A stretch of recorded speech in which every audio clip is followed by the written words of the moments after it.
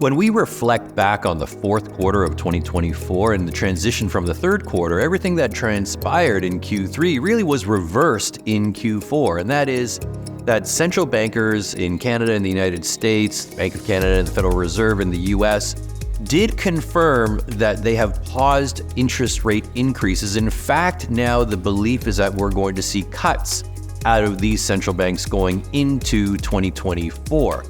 That, in fact, reversed all of the market activity that we saw in the third quarter. Bonds rallied, equities rallied as a result, and commodities softened.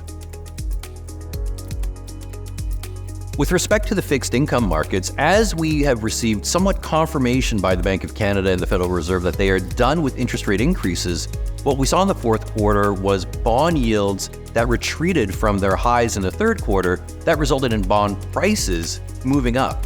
Overall, we saw a bond rally that we hadn't seen through the remainder of 2023 that sets up for still a positive outlook into 2024.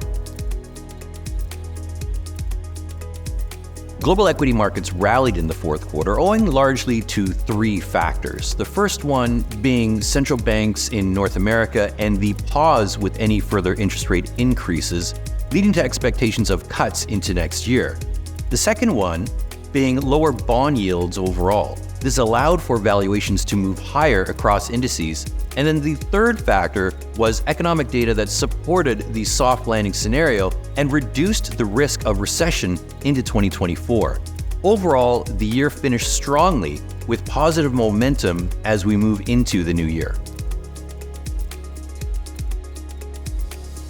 One of the more interesting moves during the quarter was with respect to the Canadian dollar.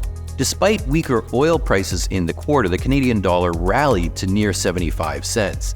This was a result of the interest rate differential between Canada and the US narrowing as expectations for a US interest rate cut increased. We believe now that the Canadian dollar can trade within a range of, say, 72 cents to the low end with 75 cents to the upper end through the first quarter of 2024. As we reflect back on 2023, we would describe it as a year that met or exceeded our expectations.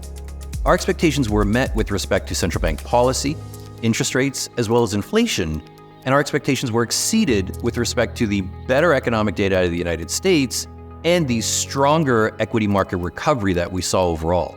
This sets up for a continued optimistic outlook for the new year.